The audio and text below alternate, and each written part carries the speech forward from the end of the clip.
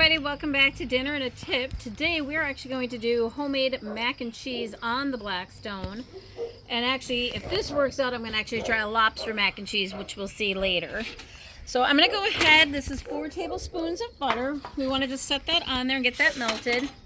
This is 2 cups of milk. Actually, this is a cup of milk and a cup of heavy cream. You can do a mixture or just one or both. But if you do the heavy cream, you just get like a little bit thicker mac and cheese, which isn't that what we're looking for at the end of the day. So now that this is melting, so with this milk, I've got this on a medium. I want to warm the milk, but I don't want to have it all the way boiling. You want to avoid that. So we're going to make a roux, which is basically just butter and flour. So I want to get some of this butter melted ahead of time before we go ahead and add the flour. You want to stir, once this is in here, if you don't keep stirring it, it'll get to be a hot clumpy mess, and that is not what we are looking for. So I'm going to go ahead and add that. So we're just going to keep stirring this constantly until we get a nice smooth texture on this. Actually, since our milk is starting to get a little bit of a boil, I'm actually going to swap spots with this, and I'm going to slide this down here and have this as low as I can, and I'm going to put this on high so we can get this to melt a little faster. So the cheeses, that's pretty much up to your discretion. I'm doing this more as kind of an adult mac and cheese, so I'm actually doing a Gruyere and a white cheddar. But it's pretty much, sometimes it's a great chance to clean out the refrigerator of all the extra miscellaneous cheeses that you've been getting in there that only just have a little bit left. So we got this butter melting. And you can see the flour is getting incorporated in here nicely now. Turn this milk up just a little bit. So I've actually seen people do the mac and cheese. Obviously, a lot of people like the crunch on their mac and cheese, so that's why they would put it in the oven. But we're not going to do that. So actually, I'm going to do it as just a regular mac and cheese, and then I'm actually going to see what it looks like if we actually toast it on here, and then we can put a little bit of that crumble in too. Okay, so this milk. So see, this is the consistency that we're looking for. You want it nice and smooth. If you skip this step and you put it straight in the milk, you're going to get clumps, and nobody wants clumps in their mac and cheese, I promise you. Okay. So we've got this, and it's not boiling, but you can definitely see it's warming up. So we're going to go ahead and add this in here.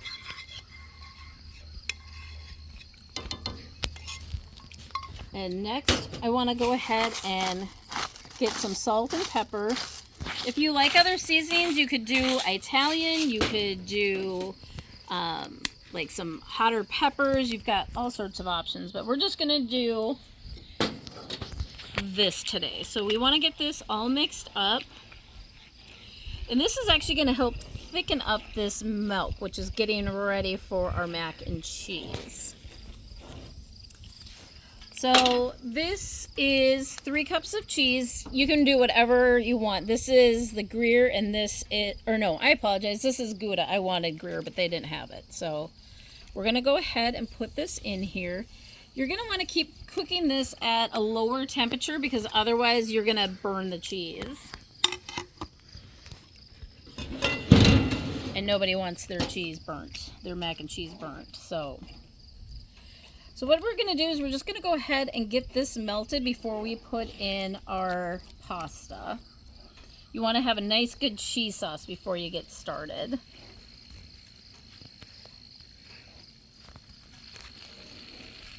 So if you want to go fancier, you could do bacon, chicken. Like I said, I think I'm going to try lobster this weekend. So I'm going to make sure this turns out good, and if it turns out good, then this weekend we're going to knock her up one more notch, and we're going to cook some lobster on the grill. You can see it's starting to melt, but we're not all the way there yet. before you go ahead and put that pasta in, you kind of want to get it a little bit more melted. So we're getting closer. You have to let me know in the comments what kind of cheese that you prefer in yours. I've always just done the white cheddar or just plain sharp cheddar, but there's so many more options out there. So I'm gonna keep going till this gets a little bit thicker. Another option would be to go ahead and maybe throw some minced garlic in it. Cameraman, who's 12, is not a big fan of garlic, and since this was his choice for dinner tonight, we're gonna go with what he wants. So now that cheese is melting, we're gonna go ahead. This is 2 cups of cooked pasta, so basically kind of half a box. I'm gonna go ahead and get that mixed in there. And then we're gonna go ahead and try and see what it's like when you cook mac and cheese on the Blackstone. Yep, and we're gonna do some panko when we do that. So we're gonna, actually, I think what I'm gonna do is make sure this doesn't burn, but I want to get a hotter temperature on there. So this is just a metal pot holder thing, but I'm gonna pop this up here on here, and that way I don't have to worry about the bottom burning, and I can worry about just it continuing to cook. All right, let's just go ahead and give it a taste real quick. So what I want to do is keep cooking this so it's actually going to start thickening up, so you get the real full mac and cheese. Right now this is a little runnier than I would like it to be. And what that flour and butter is doing is that will help actually thicken this up. Okay, let's just give it a starter taste first. Ooh, that's pretty good right now. So let's, and you can already start seeing the sauce is starting to thicken up, and that's what we're actually looking for. But in the meantime, while that's thickening up, let's put down a little bit of oil. I'm a big fan of the avocado oil. And because of all the cheese that's in here, you're definitely going to want a little thicker amount than you're used to. So let's just scoop some of this mac and cheese right here.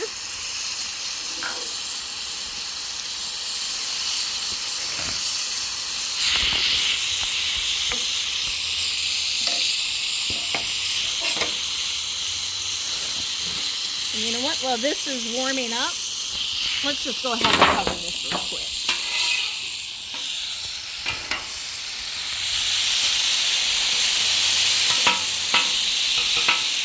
Definitely got the cheese melt going here. Go ahead and hit it with some breadcrumbs. This is just an Italian panko crumbs that we're doing here.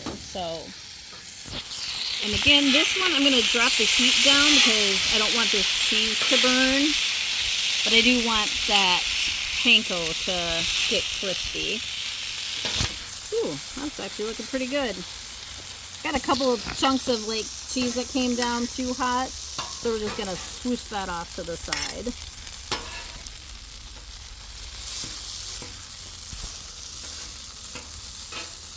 All right, so that actually looks pretty good. Definitely you don't want to be cooking this at a high temperature because that cheese is gonna stick to the grill, and you want to make sure you get that oil down first. All right, let's give this one a little try. So you can see all the cheese, you can see that panko to get that little bit of crunch that you're looking for.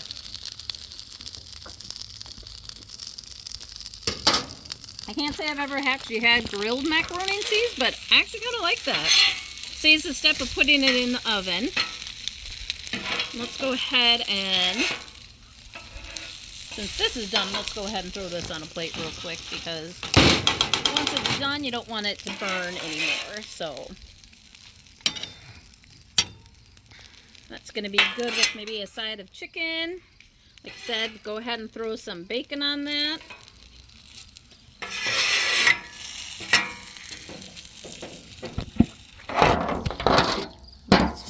here. So this is starting to thicken up.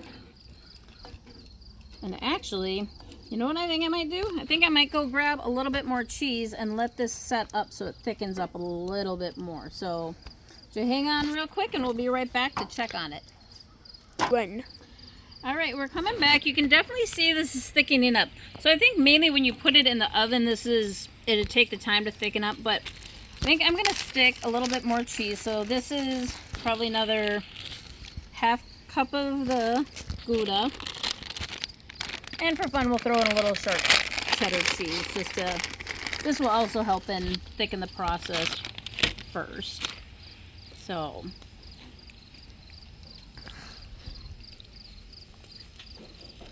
definitely starting to see a little bit of the boil. So this is definitely thickening up better than before. So depending on how thick you want your mac and cheese, you could either call it good now, or you could probably cook this for a few more minutes. So I think we're gonna cook this for probably 1 or 2 more minutes just to get the final thickness that we want. Also, when you're done cooking this, it's gonna also thicken up too once it's off the heat. So you could probably put this direct on the heat. I just worry about when I'm putting it direct on the heat that it's going to burn, so we want to avoid that. So let's give us 1 more minute and we'll let it thicken up and we'll show you. What? All right, so we let this cook about another 3 minutes. I did put it direct on the heat. As long as you're doing a constant stir, I think that's fine, but look at that. You can see all that nice cheese. It's all melting together. Got a little bit of boil on that, so nothing left but to try it. Ooh, that looks good. Yeah, everything came together really good. It's a little bit of trial and error, especially with the temperature of your Blackstone, what you can and cannot get away with. But yeah, actually I'm gonna kind of say I like the toasted cooked mac and cheese a little bit better. So we'll go ahead and subscribe, and I think we'll try some lobster mac and cheese this weekend, and we'll probably elevate those flavors a little bit more since the kids aren't having that one. Subscribe and we'll see you next time.